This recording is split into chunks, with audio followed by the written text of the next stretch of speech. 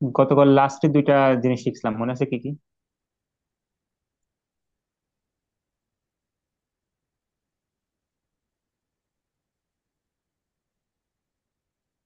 Hello.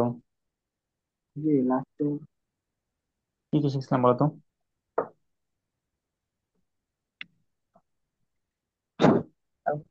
চারটে বল ছিলাম না? হ্যাঁ। চারটে বল। উম, কথা ক্লিয়ার না। কালকে আপনার পাঁচটা বল ছিলাম। জি, চারটা মৌলিক বল শিখছিলাম। আর হচ্ছে স্পেশালি যেটা লাস্টে বলছিলাম সেটার নাম কি ছিল? এই রয়েছে স্প্রিং বল, তাই তো? এর সূত্রটা কি ছিল? এফ কে এক্স। আমার ওই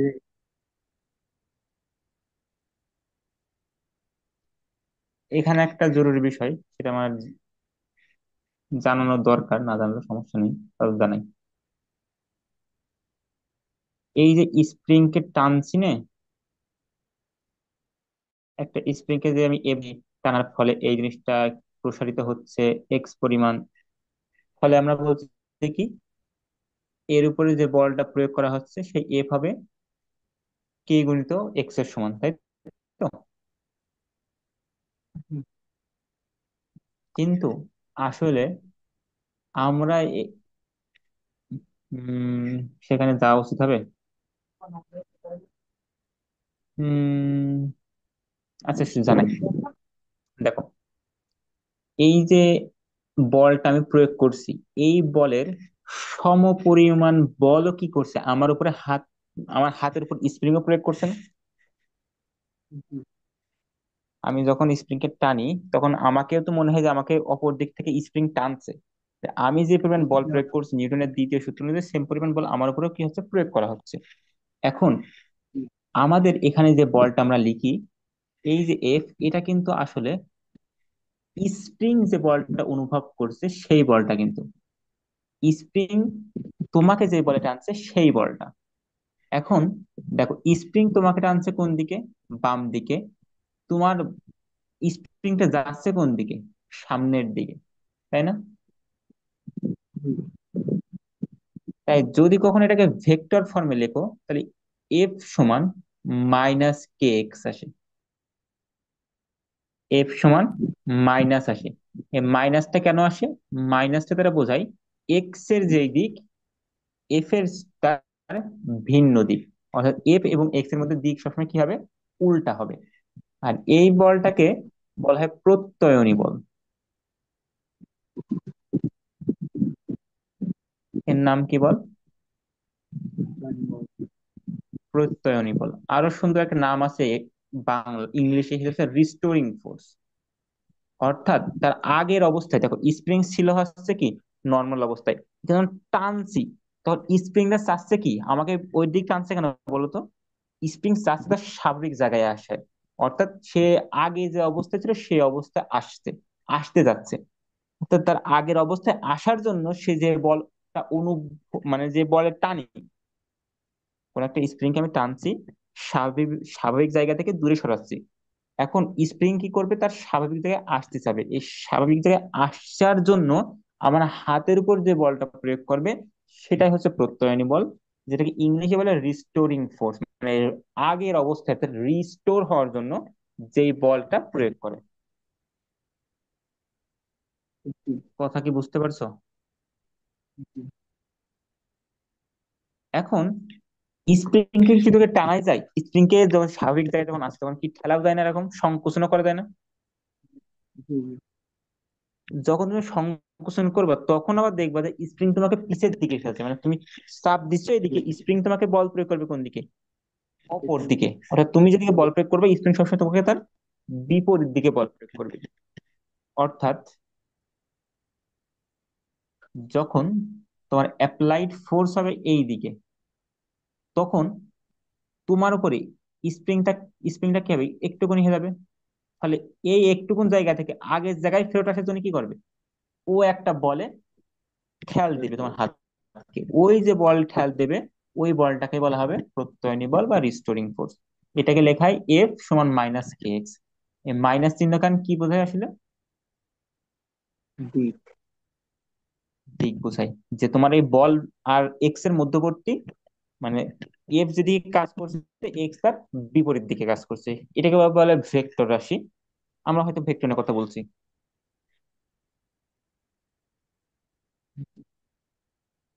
এখন এখানে এই যে কে, কে এর নাম দিয়েছিলাম কি, স্প্রিং ধ্রুবক। স্প্রিং ধ্রুবকের এককটা কিভাবে বলতে পারবা?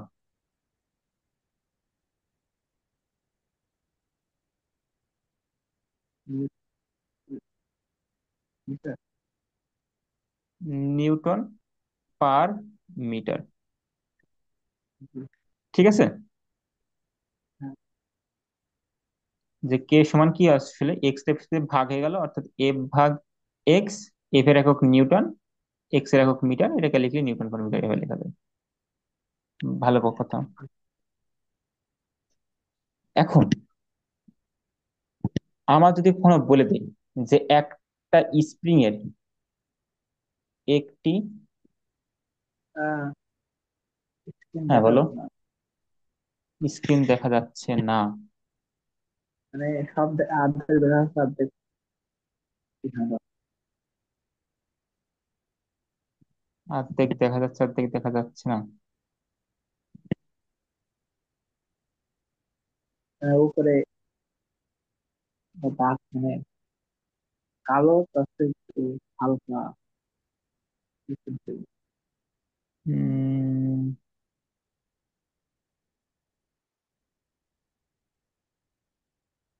এখন কি অবস্থা? এখন তেমনই দেখছি।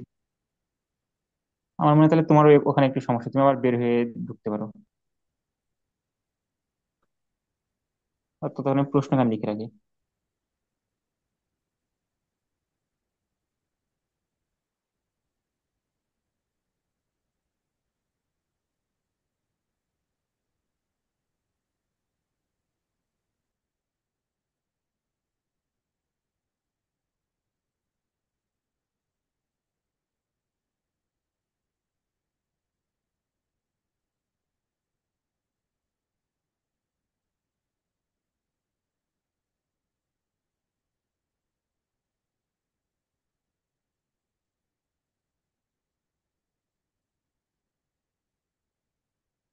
তাও তো রয়েছে তাও সেম জিনিস। মানে এটা নেটে শোনে না আপনার ওখান থেকে। উম দাগ দাগ দাগ দাগ, যদি আরো বড় হয়। দাগটা বড় হচ্ছে, কারণ হচ্ছে আমি এবার একটা স্ক্রিন নিয়ে আসছি। এখন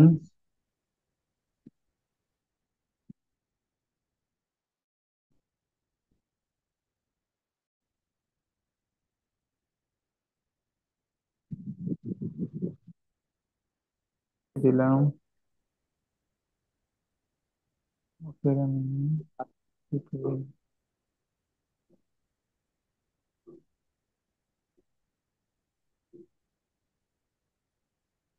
এখনো দেখতে পাও না? আহ, অর্ধেক দেখা যাচ্ছে না, অর্ধেক। আচ্ছা, এইটাকে সব দেখতে পাও? না। ব্যাপার কেমন কথা।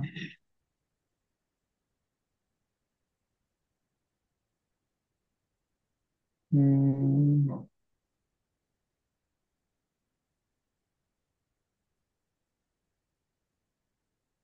এখন কি অবস্থা? একটা উপরে স্ক্রিন উপরে আছে খেলা, দিয়ে এবার কেটে গেছি, অল্প একটু রেস্ট দিয়ে কেটে গেছি। ঠিক আছে এবার। জি। আচ্ছা, এখানে একটা প্রশ্ন লিখছি। একটা স্প্রিং কে তুমি 50 নিউটন বল প্রয়োগ করলে, ফলে এর সরণ হয়েছে কয় মিটার? 5 মিটার। তাহলে কি স্প্রিং ধ্রুবকটা বের করে দিতে পারবা কত হবে?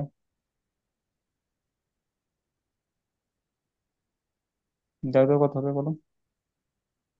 উম,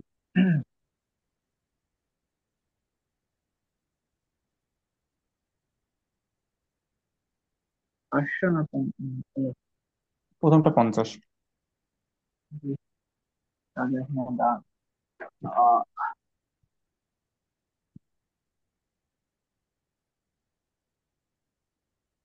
0.1 আছে।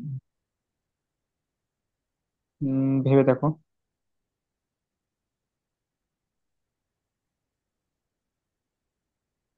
নিচেরটা করো।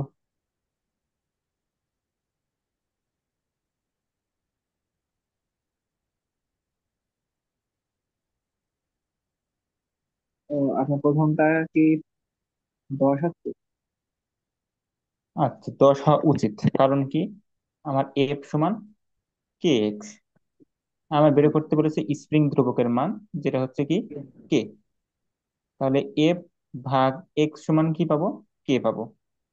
তাহলে কে সমান আমরা লিখতে পারি এফ ভাগ এক্স। এফ কত? 50। এক্স কত? 5। 50 নিউটন বল প্রয়োগ করেছি, সরণ হয়েছে 5 মিটার। কাটাকাটি করলে কত হয়? 10 নিউটন পার মিটার। এটার কত হবে কে এর মান? 100। এফ ভাগ এক্স, তার মানে 500/5, অর্থাৎ 100 নিউটন পার মিটার। এটার ক্ষেত্রে হবে কত? 1000। 1000 নিউটন পার মিটার। একটা জিনিস কি খেয়াল করছো, নিউটন পার মিটার দ্বারা কি বোঝাচ্ছে? এটার বাংলাটা কি বলতে পারবা? এটা কি এমন বোঝাচ্ছে যে 1 মিটার সরণ ঘটাতে এত নিউটন বল লাগছে? আমাকে যদি কোনো সময় পরীক্ষায় বলে 10 নিউটন পার মিটার দ্বারা তুমি কি বোঝো, 10 নিউটন পার মিটার দ্বারা তুমি কি বোঝো, তো তুমি কি বলবা? তুমি বলবো ভাই 10 নিউটন, আর নিচে কি আছে, ভাগ মিটার। এটাকে কিছু নেই, মানে 1 দিয়ে দিলাম, কোন সমস্যা? না, অর্থাৎ এক কোন একটা স্প্রিং এর 1 মিটার সরণ ঘটাতে তোমার বল প্রয়োগ করা লেগেছে কয় নিউটন? 10 মিটার। 10 নিউটন। আচ্ছা, এইটাই তাহলে দেখো এইটাও কি সেম কথা বোঝাচ্ছে না, যে 10 নিউটন পার মিটার মানে কি 1 মিটার সরণ ঘটাতে তোমার 10 নিউটন বল প্রয়োগ করা লেগেছে। নিচেরটাই তোমার কত লেগেছে? 100 মিটার। 100 নিউটন। 1 মিটার সরণ ঘটাতে 100 নিউটন বল প্রয়োগ করা লেগেছে। তারপরেরটা কি, 1 মিটার সরাতে 1000 নিউটন বল প্রয়োগ করা লেগেছে। তাহলে বলো তো, কোন স্প্রিংটা টাইট বেশি?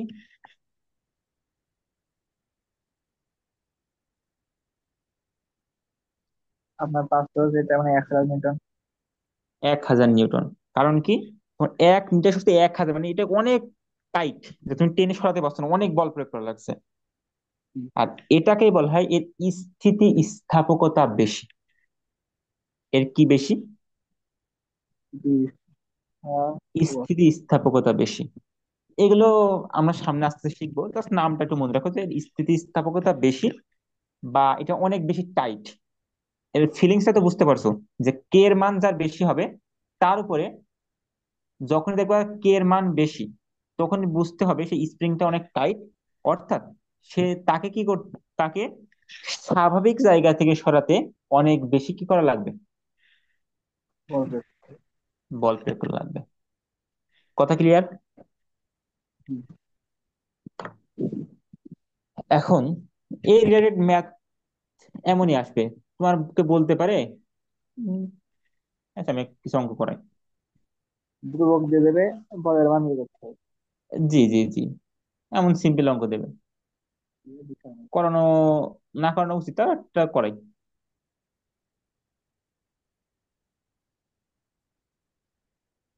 ধরো এখানে একটা স্প্রিং এর সাথে আমি কি করেছি, 5 কেজি ভরের বস্তু জুড়ে দিয়েছি। না, এত ঝামেলা দরকার নেই, এখন সিম্পল করি।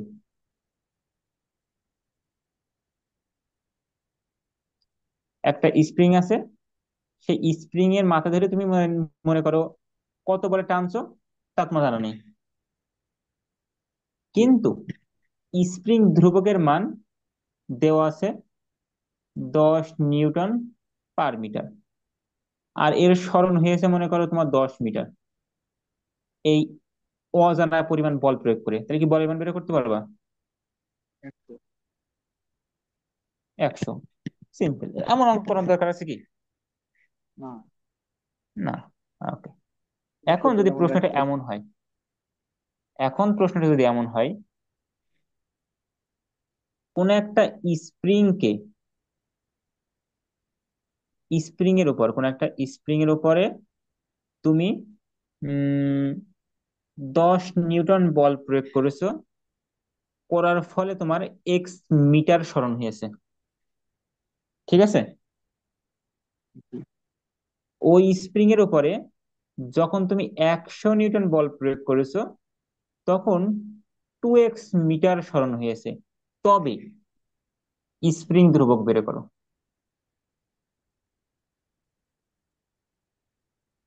কি বের করো? স্প্রিং রো। কি হয় বের করবো বলো?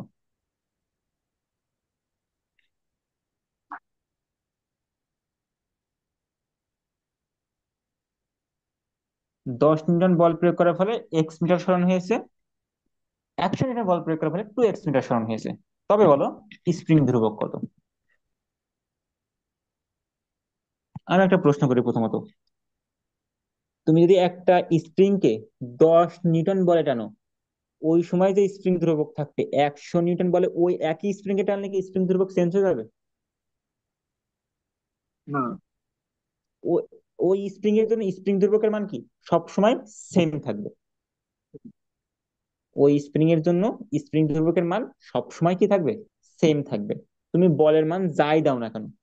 হ্যাঁ, এইটা আবার সঠিক যে এক্সেস যখন বল প্রয়োগ করে ফেলবা, তখন আবার স্বাভাবিক জায়গায় আসতে চায় না, স্প্রিংটা কি হয় হেলাবেলা হয়ে যেতে কিছু অনেক সময়। জি। ওইটা আলাদা হ্যাঁ। কেস। আমাদের কে যে অমন জিনিস আসছে না, আমাদের কে যে কি ও সহ্য করতে পারবে এতটুকু বলে আমরা দিচ্ছি। তাহলে 10 নিউটন বল প্রয়োগ করলে যদি এক্স মিটার সরণ হয়, সেই সময় কি আমি স্প্রিং ধ্রুবক বের করতে পারবো?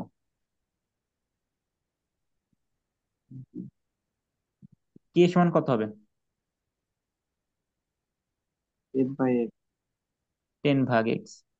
যখন 100 নিউটন বল প্রয়োগ করেছি তখন কি আমি স্প্রিং ধ্রুবক বের করতে পারবো?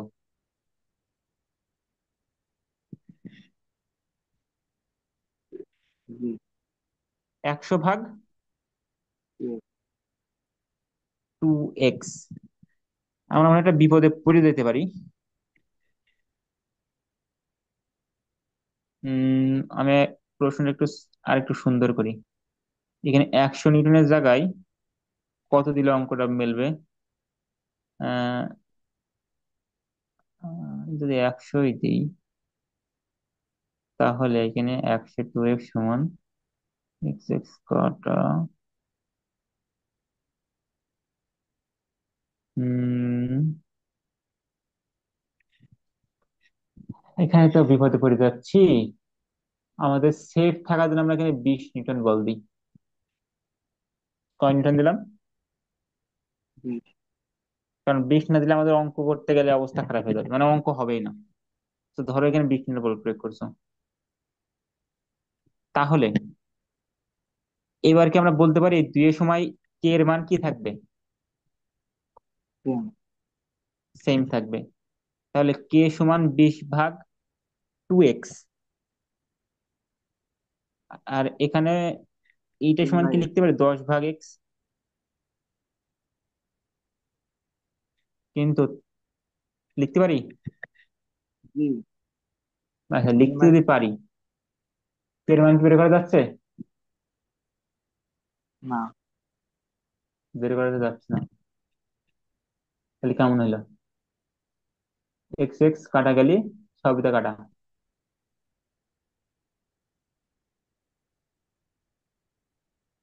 উম,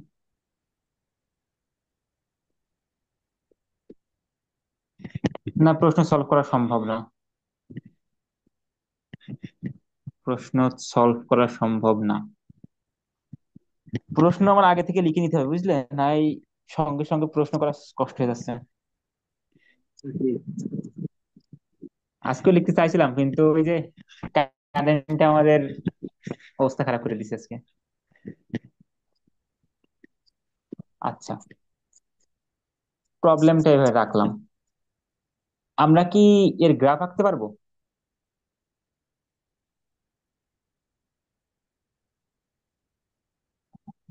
গ্রাফ কি আঁকতে পারবো?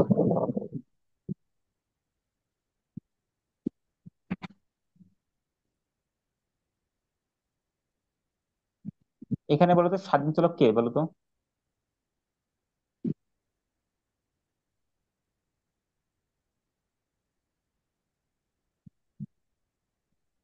উম,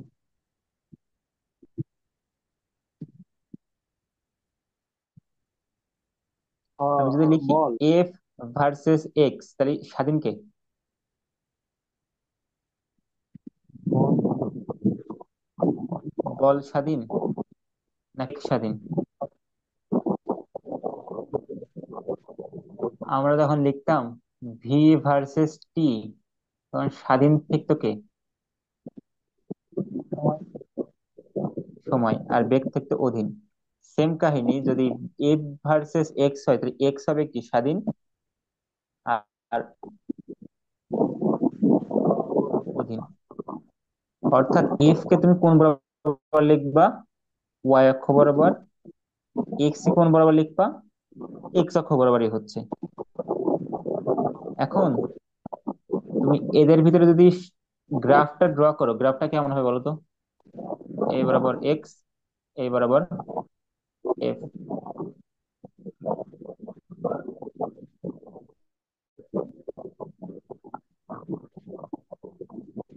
এটা তোমার বাড়ির কাজ থাকবে।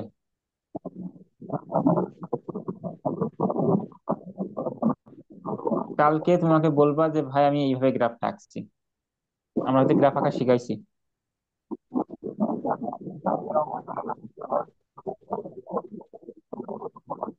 হ্যাঁ, পাশে মনে হয় নয়েজ হচ্ছে, মানে একটু কথাবার্তা হচ্ছে না কি জানি।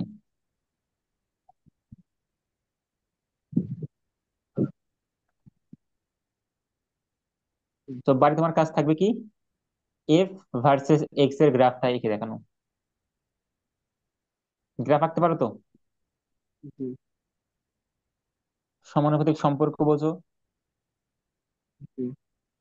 ওখানে দেখো সমানুপাতিক সম্পর্ক রিলেটেড অনেকটা, একটু ডিফারেন্ট হতে পারে, বাট অলমোস্ট সেম।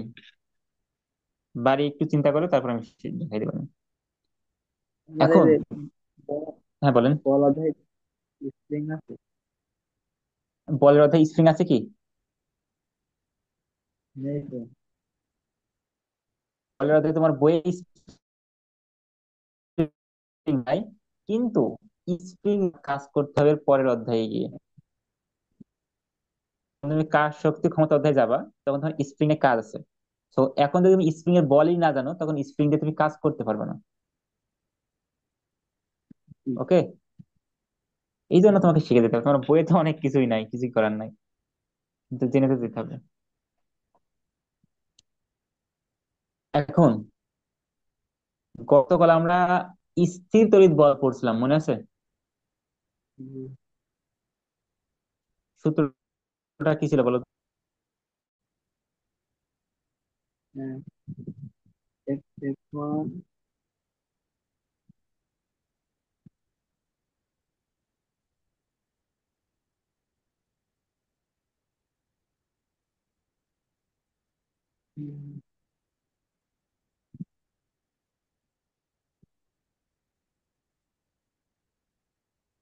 এফ সমান কে কিউ ওয়ান কিন্তু কিউ টু ভাগ আর স্কোয়ার। সেম টু সেম মহাকর্ষীয় সূত্রের মতন, যেখানে কে এর মান কত ছিল? 9 × 10⁹ newton metre square per coulomb square. এখন কিউ এর মান যদি বলে দেয়, কিউ এর মান হচ্ছে 10 মাইক্রো কুলম্ব, আর কিউ 2 এর মান হচ্ছে 15 মাইক্রোকুলম। মাইক্রো চেনো? হুম, কোন মাইক্রো, গাড়ির মাইক্রো না অন্য মাইক্রো?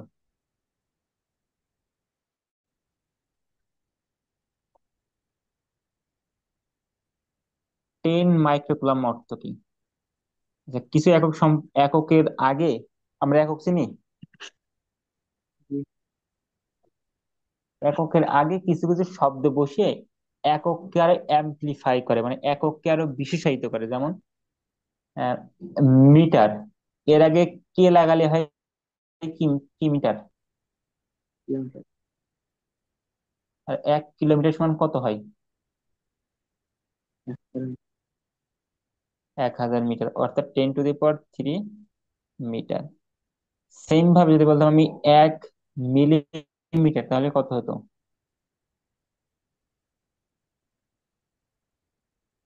1 মিটারকে 1000 দ্বারা ভাগ করলে যতটুকু পাওয়া যায় সেটা হচ্ছে 1 মিলিমিটার, অর্থাৎ 10⁻³ মিটার। এই যে কে, এই যে বা সেন্টিমিটার ধরতে পারো। সেন্টিমিটার কি? 10⁻²মিটার, বা 1 কে 100 দ্বারা ভাগ করলে যে মিটারটা পাওয়া যায়। এই যে km, এইগুলোকে বলা হয় এককের প্রিফিক্স। যে এককের আগে এই মানটা বসে এককটাকে বড় বা ছোট করে ফেলে। কথা ক্লিয়ার? সেম ভাবে আরো কিছু এককের তোমার বইয়ে 15-20টা মতন দেওয়া আছে, আমাদের যেগুলো লাগাম সেগুলো জানাই দিচ্ছি। 1 মাইক্রোমিটার, মানে কোন সময় যদি দেখো কোনো জায়গায় মাইক্রো লেখা আছে, মানে এখানকে মাইক্রো বলে। এইখানের অর্থ হচ্ছে 10⁻⁻6। মাইক্রো লেখা কত মানে কত? আপনার 10⁻⁻। নিয়মের মতো না? বলো। হুম, হুম, বুঝতে পারিনি। হুম, হুম, হুম, বুঝতে পারিনি। অর্ধেক এর মতো না মাইক্রো? না না না না, আলফা হচ্ছে সমানুপাতিক দ্রব্যের মতন। না না।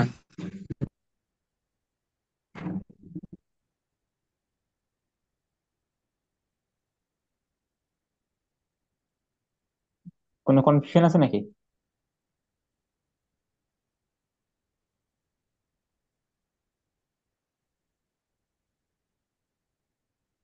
হ্যালো?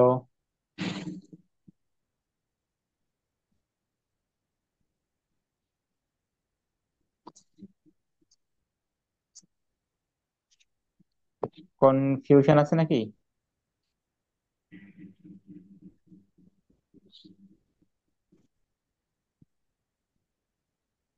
না না।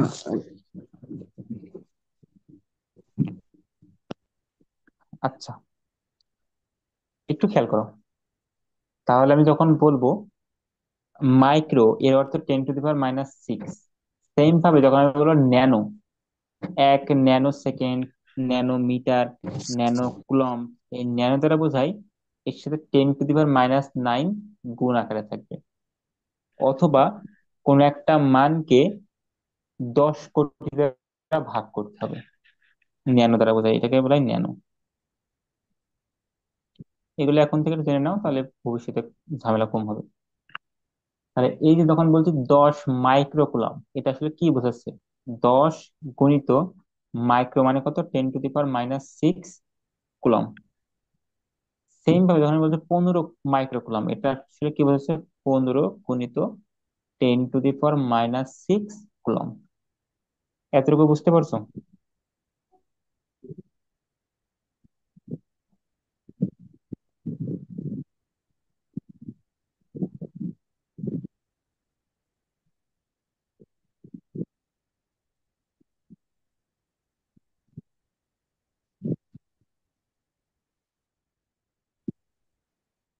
হ্যালো?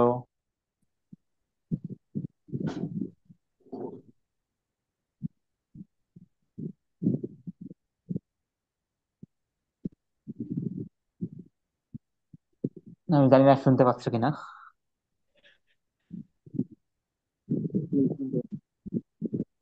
দেখো, এখানে এফ সমান আছে কে কিউ1 কিউ2 ভাগ আর স্কোয়ার। যেহেতু কে এর মান তোমার 9 × 10⁻৯ মুখস্থ, সেটা বসাই দিলে যে কিউ1 কিউ2 উপরে আছে। কিউ1 এর মান কত? 10 × 10⁻⁶। একইভাবে কিউ2 এর মান কত? 15 × 10⁻⁶, ডিভাইডেড বাই আর স্কোয়ার। আর বলতে কত দেওয়া আছে আমাদের এক্ষেত্রে প্রশ্নে? 5 সেন্টিমিটার। এই 5 সেন্টিমিটারকে কি লেখা যায়? 5 × 10⁻⁻2 মিটার। অর্থাৎ তুমি এখানে লিখতে পারো 5 × 10⁻⁻2 এর স্কোয়ার।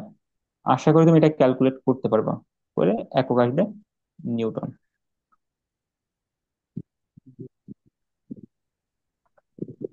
আমার এখন যে অঙ্কটা, মানে এটা দেখানোর মেইন যে উদ্দেশ্য ছিল সেটা হচ্ছে, আমরা জানি যে আমাদের একটা পরমাণুর কেন্দ্রে কি আছে? নিউক্লিয়াস আছে। আর এর বাইরে একটা ইলেকট্রন, মানে বাইরে ইলেকট্রন ঘুরে ঘুরে বেড়াচ্ছে। এখন এখন আমি তোমাকে যদি বলি যে এই যে হাইড্রোজেন অ্যাটম আছে আমাদের, হাইড্রোজেন অ্যাটমের ক্ষেত্রে ইলেকট্রন এবং প্রোটনের মধ্যবর্তী, ইলেকট্রন ও প্রোটন এর মধ্যবর্তী মহাকর্ষীয় আকর্ষণ বল কত? দুই যদি বলি, এদের ইলেকট্রন এবং প্রোটনের মধ্যে স্থির তড়িৎ আকর্ষণ বল কত?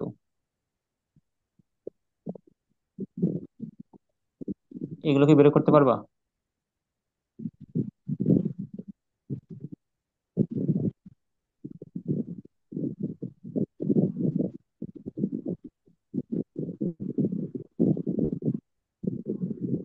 না। এখন এটা বের করার জন্য আগে জানতে হবে যে হাইড্রোজেন অ্যাটমটা, হাইড্রোজেন পরমাণুটা, হাইড্রোজেন পরমাণুর ইলেকট্রন কয়টা আছে? একটা। একটা। এর প্রোটন কয়টা আছে? একটা। তাহলে আমার ভিতরে একটা ইলেকট্রন আছে, বাইরে একটা, সরি, ভিতরে একটা প্রোটন আছে, বাইরে একটা ইলেকট্রন আছে। আমরা অবশ্যই যখন মহাকর্ষীয় আকর্ষণ বল নিয়ে কথা বলবো, তখন এফ সমান সূত্র আসবে কি? জি m1 m2 ভাগ আর স্কোয়ার। এবং এই যে এম বলতে আসলে কি বোঝাচ্ছে? এম1 বলতে প্রোটনের ভর, m2 বলতে আসলে বোঝাচ্ছে কার ভর? ইলেকট্রনের ভর। এখন তোমার জানা থাকা লাগবে যে প্রোটন এবং ইলেকট্রনের ভর কত, এবং এদের মধ্যবর্তী দূরত্ব কত। প্রোটন এবং ইলেকট্রনের মধ্যবর্তী দূরত্ব কত সেটা তোমার জানা থাকা লাগবে। আমাদের ক্ষেত্রে আমরা আন্দাজে একটা মান দিয়ে দিলাম 10⁻⁻15 মিটার। আমি আন্দাজে একটা মান দিলাম যে প্রোটন এবং ইলেকট্রনের মধ্যবর্তী দূরত্ব হচ্ছে 10⁻⁻15 মিটার। এখন তোমাকে বললাম যে এফ এর মানটা বের করতে। এবার কি পারবা?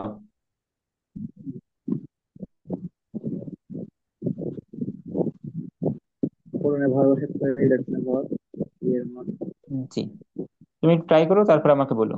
সেম ভাবে তুমি স্থির তড়িৎ যে আকর্ষণ বল সেটা কি বের করতে পারবা? সেটা সূত্র কি? কে কিউ1 কিউ2 ভাগ আর স্কোয়ার। তোমার জানা আছে হয়তো যে প্রোটনের যেহেতু চার্জ নিয়ে কাজ, প্রোটনেরও যে চার্জ, ইলেকট্রনেরও সেম চার্জ, কিন্তু একটা হচ্ছে নেগেটিভ, তাই তো? এবং এদের মধ্যবর্তী দূরত্ব তোমার দেওয়া আছে। তাহলে তুমি এইখান থেকে এফ মহাকর্ষীয় বল বের করতে পারবা যদি এখানে জে লিখে দিই। আর এখানে এফ ই যদি স্থির তড়িৎ, মানে ইলেকট্রোস্ট্যাটিক ফোর্স ই লিখে দিই, তো এই দুইটা তুমি বের করতে পারবা আশা করি। এটা আমাকে সলভ করে দেখাবা।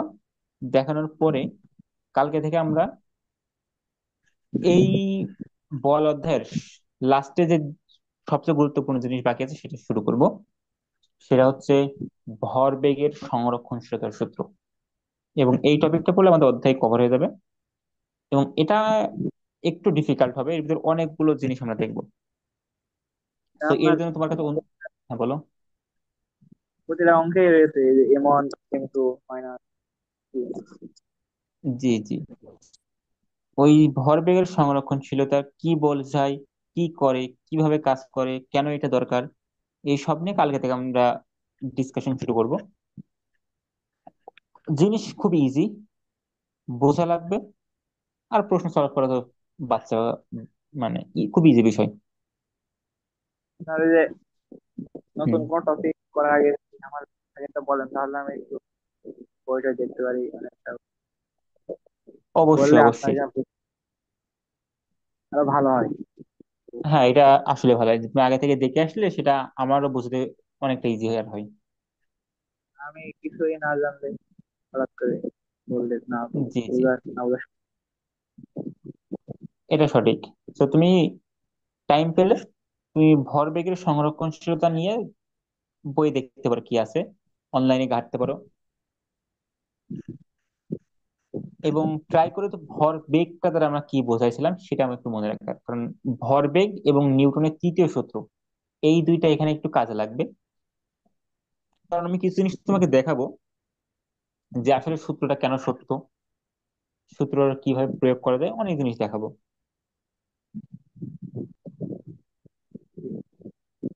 এখন হায়ার ম্যাথে কি করছে বলো, সবগুলো কি সলিউশন করছিলে?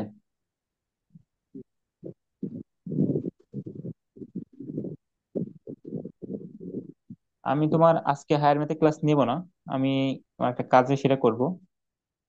কিন্তু তোমার আমি কিছু কাজ দেব, উৎপাদক তো পারো।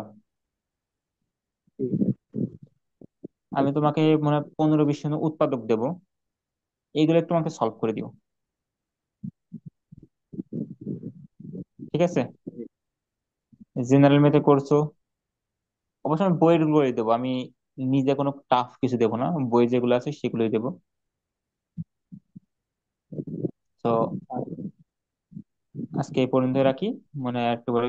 আচ্ছা, কোনো প্রশ্ন থাকলে বলো, এই পর্যন্ত হ্যাঁ, কি কি কোনো কিছু সমস্যা আছে কিনা? সমস্যাটা আপনাকে জানাবো। আচ্ছা, তাহলে এই এখন পর্যন্ত আজকের। হ্যাঁ বলো।